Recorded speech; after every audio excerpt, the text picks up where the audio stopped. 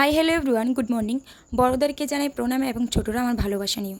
আজকের এই ভিডিওটা একদম সকাল থেকে স্টার্ট করলাম। আজকে কী করি সেটাই তোমাদের সাথে এই ভিডিওতে শেয়ার করবো, একদম সকালবেলা।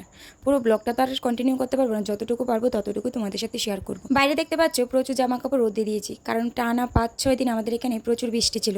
আজকে একটু রোদটা উঠেছে, তার জন্য ভাবলাম যত জামা কাপড় আছে সব ধুয়ে দিই, কারণ বৃষ্টিতে জামা কাপড়গুলো ভালোভাবে শুকোতে পারিনি।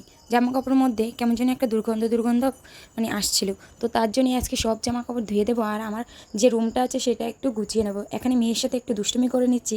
মা মেয়ের দুষ্টুমিগুলি তোমাদের কেমন লাগে অবশ্যই কিন্তু কমেন্টে জানিও। এখন মেয়েকে দিয়ে আসবো শ্বশুরমশাইয়ের ঘরে, মেয়েকে খাবার খাইয়ে দিয়ে আসবো, তাহলে ও থাকবে, কান্না করবে না। শ্বশুরমশাইয়ের সাথে থাকে, একটু মোবাইলে দুষ্টুমি করে গান লাগিয়ে দিলে ও নাচে।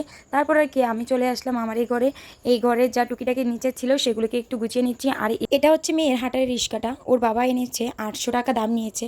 আমিও সহকারে গিয়েছিলাম, গিয়ে এনেছিলাম, কিন্তু মেয়ে এখন এটাতে বসালে ও মানে গান লাগানো থাকে, তো ওটার মধ্যে বসালে ও নাচে। তার জন্য ওকে সকালবেলা বের করে দিই, আর যখনই আমি কাজে ব্যস্ত থাকি তখনই ওটার মধ্যে রেখে দিলে তাহলে আর কোনো ভয় থাকে না। যেহেতু মেয়ের এখন 10 মাস বয়স, ও একটু হাঁটাচলা করতে, মানে হাঁটাচলা না হোক, ও তো বসে বসে একটু এদিক থেকে ওদিক যে যায়, তারপর যদি পড়ে যায় তো তার জন্য খুবই ভয় লাগে। তাই ওটার মধ্যে বসিয়ে দিলে আর কোনো ভয় থাকে না, তো তার জন্যই এটা আনা হয়েছিল আর কি। তারপর ঘরটাকে ভালো করে একটু মানে ঝাড় দিয়ে নিলাম, ঝাড় দিয়ে আমি ঘরটাকে মুছে নিচ্ছি। প্রতিদিনই ঘরটাকে মুছতে হয়, কারণ মেয়েকে যেহেতু এ করে খাওয়াই, তা খাওয়ার টুকিটাকি এটা ওটা পড়ে, তো তার জন্য ঘরটাকে এরকম যেন একটা হয়ে থাকে। আর আমাদের টাইলসগুলি যেহেতু সাদা, মানে পুরো বোঝা যায়, মানে ঘরের মধ্যে একটু একটু বালু থাকলেও বোঝা যায়। শুধু এই যে মনের সুখে কাজ করছি তেমনটা নয়, একটু বাদে বাদেই কিন্তু ওই ঘরে যেতে হয়, কারণ মেয়ে একটু বাদে বাদেই কান্না করে উঠে। তার উপর মেয়ে আবার হিসু করে পটি করেছিল, তো সেগুলোকে আবার পরিষ্কার করে দিতে হয়। তারপর বাইরে যে জামা কাপড়গুলি শুকিয়েছিল সেগুলিকে এনে দিয়েছি। তারপর ঘর থেকে যে জামা কাপড়গুলো নিয়েছিলাম সেগুলিকে ধুয়ে ধুয়ে আবার দিতে হবে, এভাবে কাজ করতে হয়।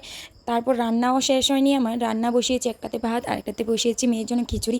মানে আমার যা তা অবস্থা, আমাকে দেখে বুঝতে পারছো আমি কতটা টায়ার্ড হয়ে আছি। এখন সকালবেলা কিন্তু টিফিনটাও করিনি, এখন টিফিনটা করে নেব। তো আজকের এই ভিডিওটা কেমন লাগলো অবশ্যই কিন্তু জানিও। ছোট্ট মোট্ট একটা মিনি ব্লগ তোমাদের সাথে শেয়ার করলাম। টাটা।